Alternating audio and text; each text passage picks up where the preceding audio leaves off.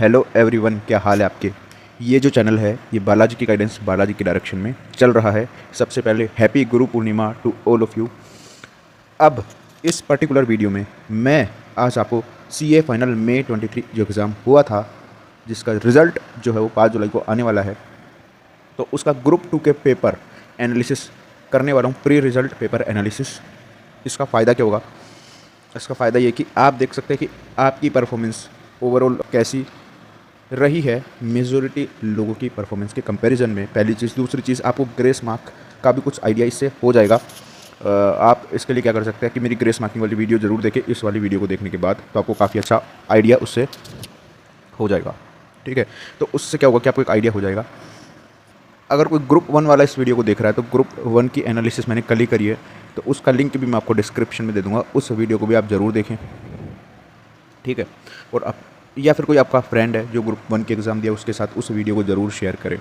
चौथी चीज़ क्या है, बहुत सारे लोगों का ग्रेस मार्किंग के रिगार्डिंग थोड़ा सा डाउट है। अब ग्रेस मार्किंग कितनी मिलेगी ये तो मैं नहीं बताऊंगा, बट लास्ट में मैं ग्रेस मार्किंग के रिगार्डिंग एक चीज़ ज़रूर बताऊंगा, तो वीडियो लास्ट तक देखते रहें। तो सबसे पहले फटाफट टाइम वेस्ट नहीं करते हुए हम स्टार्ट करते हैं SCMP से। तो SCMP का भाई पहला क्वेश्चन था केस स्टडी का। तो मेरे को लगता है, ठीक है, कि ICI का पहला क्वेश्चन जो केस स्टडी का है बहुत कम बच्चे अटैम्प्ट करते हैं, नहीं करते हैं। ठीक है, तो शायद ICI क्वेश्चन नंबर 1 तो दिखाने के लिए देता है कि हाँ भाई हम SCMP में भी क्वेश्चन नंबर 1 पूछते हैं। ठीक है, तो इस क्वेश्चन को मैं टफ कैटेगरी में डालूंगा, 20 मार्क का क्वेश्चन को। सेकंड क्वेश्चन की बात करते हैं। सेकंड में जो पहला क्वेश्चन था वो टारगेट पोस्टिंग का था, जो कि ईजी क्वेश्चन था। ठीक है, अब बात करते हैं मॉडर्न बिजनेस की, यानी कि सेकंड के B की बात करता हूँ। तो modern business and decision making को मिला के क्वेश्चन आया था, 8 मार्क का न्यू क्वेश्चन था।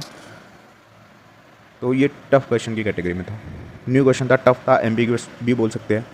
ठीक है, अब बात करते हैं क्वेश्चन नंबर 3 की, परफॉर्मेंस मेजरमेंट एंड इवोल्यूशन से ROI का क्वेश्चन आया था, जिस क्वेश्चन में प्रैक्टिकल क्वेश्चन पार्ट तो इसका जो था ईजी था 11 मार्क के लिए, लेकिन थ्योरी पार्ट कहीं ना कहीं इसका टफ था, क्योंकि नई थ्योरी थी, तो कोई भी इसका एग्जैक्ट आंसर नहीं जानता। और ICI SCMP या ऑडिट उसमें एग्जैक्ट आंसर की मार्क्स देती है, तो 9 मार्क की टफ कैटेगरी में मानेंगे। तो ओवरऑल इस क्वेश्चन को मैं मॉडरेट रेटिंग देता हूँ। ये पूरा 20 मार्क्स का क्वेश्चन मॉडरेट में था। क्वेश्चन नंबर 4 की बात करते हैं। तो क्वेश्चन नंबर 4A जो था ईजी था 5 मार्क के लिए। क्वेश्चन नंबर 4B पैरेटो वाला था, ये 5 मार्क का ईजी क्वेश्चन था। C ऑपरेटिंग इनकम वाला था 10 मार्क का, ये भी ईजी क्वेश्चन था। तो 4 पूरा का पूरा ईजी था। देखो, इस पेपर एनालिसिस को समझने के लिए आप अपने पेपर्स को लेके बैठेंगे तो आप और ज़्यादा अच्छे से इसको समझ पाएंगे, या आप वैसे भी समझ सकते हैं, जैसा आपको सूटेबल लगे आप वैसा करें। ठीक है, अब क्वेश्चन नंबर 5 की बात करूँगा तो स्टैंडर्ड कॉस्टिंग का क्वेश्चन था, और काफ़ी सारे बच्चे ये क्वेश्चन ऐसा था, लगता ईजी है दिखने में, ठीक है, फेस से काफ़ी सारे बच्चों ने इसको पहले अटैम्प्ट किया होगा और वो फंस गए होंगे, इसमें टाइम कंज्यूम होगा, और फिर भी एग्जैक्ट सही आंसर बहुत कम लोगों को इसमें आया होगा। तो एक टफ क्वेश्चन बोल सकता हूँ, ये एक बहरूपिया क्वेश्चन भी इसको बोल देंगे। स्टैंडर्ड कॉस्टिंग का 12 मार्क का क्वेश्चन था, ये न्यू क्वेश्चन था, इसलिए इसमें ज़्यादा दिक्कत हुई है। अगर पहले से ऐसा क्वेश्चन किसी ने सोल्व किया होगा कहीं पे तो शायद उसको दिक्कत नहीं आई होगी, बट न्यू क्वेश्चन एग्जाम में टैकल करना थोड़ा सा डिफिकल्ट होता है, और कॉन्सेप्चुअल भी था। तो 12 मार्क का ये क्वेश्चन था, और मैं इसको टफ कैटेगरी में बोलूँगा। फिर डिसीजन मेकिंग का क्वेश्चन था 5B। तो ये जो क्वेश्चन था ये मॉडरेट क्वेश्चन था। कैसा था ये? मॉडरेट क्वेश्चन था ये। क्यों था ये? क्योंकि ये भी न्यू क्वेश्चन था, टफ नहीं था पर न्यू क्वेश्चन था, इसलिए मॉडरेट क्वेश्चन था ये। क्वेश्चन नंबर 6 की अगर अपन बात करेंगे तो 6 में क्वेश्चन नंबर 6 में A प्राइजिंग डिसीजन का क्वेश्चन था, ये टफ क्वेश्चन था 10 मार्क का। और क्वेश्चन नंबर 6 में B बजट का क्वेश्चन था, ये थ्योरी क्वेश्चन ज़्यादा था, इसलिए भी इसको मैं मॉडरेट कैटेगरी में डालूंगा, क्योंकि थ्योरी में मार्क्स कम मिलते हैं। तो ये 10 मार्क का थ्योरी क्वेश्चन मॉडरेट क्वेश्चन था। ओवरऑल अगर SCMP के पेपर की एनालिसिस की बात करें तो ओवरऑल जो पेपर में इजी क्वेश्चंस थे वो 32 मार्क्स के थे। मॉडरेट क्वेश्चंस की बात करेंगे तो 38 मार्क्स का जो पेपर था वो मॉडरेट कैटेगरी का था, और टफ क्वेश्चंस की बात करेंगे तो 50 मार्क्स तक का जो पेपर था वो टफ था। अब परसेंटेज की अगर बात करें तो इजी क्वेश्चंस की परसेंटेज कितनी थी? 40 to 41% क्वेश्चंस जो थे वो इजी थे, वहीं 59 to 60% इंक्लूडिंग लेंथ, क्योंकि लेंथी पेपर था बहुत ज़्यादा। तो 59 to 60% जो क्वेश्चंस थे पेपर के वो टफ थे SCMP के भी। तो आपका पेपर कैसा हुआ SCMP का, कमेंट करके ज़रूर बताएं। अब अपन बात करते हैं नेक्स्ट DT की, कि DT का पेपर कैसा आया था, कैसा रहा था। तो क्वेश्चन नंबर 1 की अगर बात करेंगे DT में, तो क्वेश्चन नंबर 1 जो था वो ईजी था, टोटल इनकम का क्वेश्चन था, ऑलमोस्ट सारे एडजस्टमेंट बुक से थे, देखे हुए थे। तो 14 मार्क्स का ईजी क्वेश्चन था। क्वेश्चन नंबर 2 की बात करते हैं। क्वेश्चन नंबर 2 में A पार्ट में 2 सब पार्ट थे, 1 and 2। फर्स्ट जो सब पार्ट था वो किसका था? VDA का था, ठीक है, न्यू एडजस्टमेंट के बेसिस पे था, 4 मार्क का, जो कि ईजी था।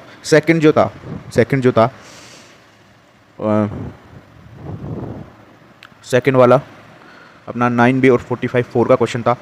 एक तो 4 मार्क के लिए पूछा, काफ़ी लंबे सारे एडजस्टमेंट्स थे उसमें, तो मैं इसको मॉडरेट कैटेगरी में डालूंगा, क्योंकि क्वेश्चन सोल्व तो सभी करके गए होंगे, लेकिन वहाँ कर पाना डिफिकल्ट हो गया होगा। एक तो कम मार्क के लिए इतना ज़्यादा कंटेंट उन्होंने पूछ लिया, तो ये एक मॉडरेट क्वेश्चन बोलूँगा 4 मार्क के लिए, ठीक है। क्वेश्चन नंबर 2 का बी जो है वो 6 नंबर का क्वेश्चन था, वो टफ क्वेश्चन था। अब क्वेश्चन नंबर 3 की बात करता हूँ, ट्रस्ट का क्वेश्चन था। अब आजकल क्या कर रहा है, ट्रस्ट के क्वेश्चन में इंस्टीट्यूट की थ्योरी पूछ रहा है और नंबर भी नहीं देता है फिर थ्योरी में वो, ठीक है। आप ये एक्सपेक्ट नहीं कर सकते कि उस थ्योरी क्वेश्चन में जो आप लिख के आए उसमें फुल में से फुल मार्क्स ही आपको मिलेंगे।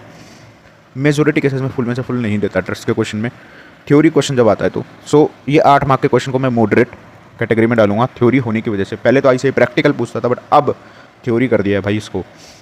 अब बात करते हैं DTAA की। क्वेश्चन पूछता है 6 नंबर का, एडजस्टमेंट पूछता है बहुत सारे 16 नंबर जैसे, तो इसमें कहता है बहुत सारे एडजस्टमेंट भी थे, सिली मिस्टेक होने के चांस थे, इसलिए 6 नंबर को अपन टफ कैटेगरी में डालेंगे, क्योंकि DTAA के क्वेश्चन की खासियत है, अगर आप करते हो थोड़ी सी भी गलती तो 1-2 नंबर पे सिमट के रह जाते हो आप, ठीक है।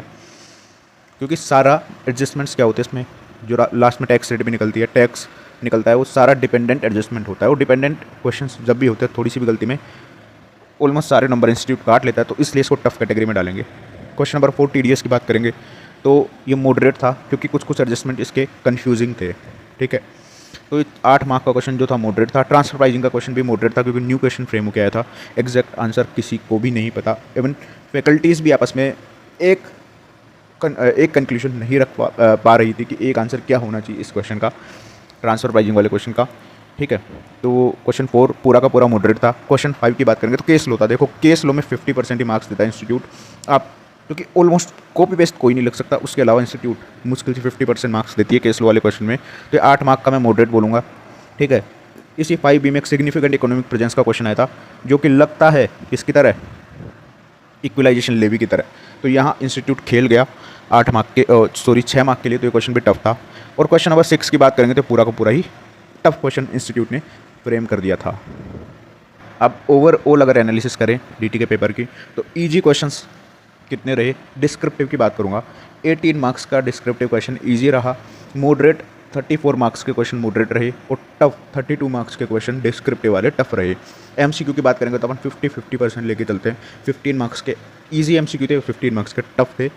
तो ओवरऑल 120 में से अगर देखते अपन 114 में से अगर अपन देखते हैं तो 33 मार्क्स का पेपर ईजी रहा, 34 मार्क्स का मॉडरेट रहा, और 47 मार्क्स का पेपर टफ था।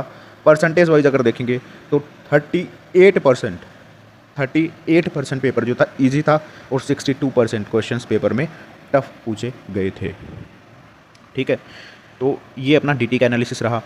आपका कैसा हुआ DT का पेपर कमेंट करके ज़रूर बताएं। साथ में अब इलेक्टिव पेपर की मैं यहाँ पे एनालिसिस नहीं बताऊंगा, ना ही मैं IDT का एनालिसिस यहाँ पे बताने वाला हूँ। क्यों? क्योंकि इलेक्टिव काफ़ी सारे हो जाते हैं, मेजोरिटी इकोनॉमिक लो लिए थे और इकोनॉमिक लो का पेपर ईजी आया था, ठीक है। अब बात करते हैं IDT की, तो IDT का पेपर भी मॉडरेट टू ईजी कैटेगरी में आता है, और यहाँ पे बच्चे क्या थे 50-50 बोल सकते हैं, 50% या उससे ज़्यादा लोगों को मॉडरेट लगेगा, कुछ लोगों को ईजी लगेगा, ठीक है। तो मतलब डिपेंड करता है प्रिपरेशन पे भी और सब्जेक्ट के कमांड पे भी। तो मॉडरेट बोल सकता हूँ मैं IDT के पेपर को भी, या इजी भी बोल सकते हैं, ठीक है। आप बताएं कि आपका IDT का पेपर कैसा हुआ है। तो ये अपना ग्रुप 2 का भी पूरा का पूरा एनालिसिस हो गया है। कैसा हुआ है आपका ग्रुप 2 कमेंट करके बताएं। अच्छा, कुछ बात मैं करना चाहता हूँ, रिज़ल्ट आने वाला है तो घबराना बिल्कुल भी नहीं है। देखो रिज़ल्ट क्या आएगा क्या नहीं आएगा ये अपने को नहीं पता। अब कई बार लगता हमारे को कि काफ़ी अच्छे नंबर आएंगे तो भी हम क्वालिफाई नहीं कर पाते, कई बार हमारे को लगता है कि हम पास नहीं होंगे तो भी हम पास हो जाते हैं।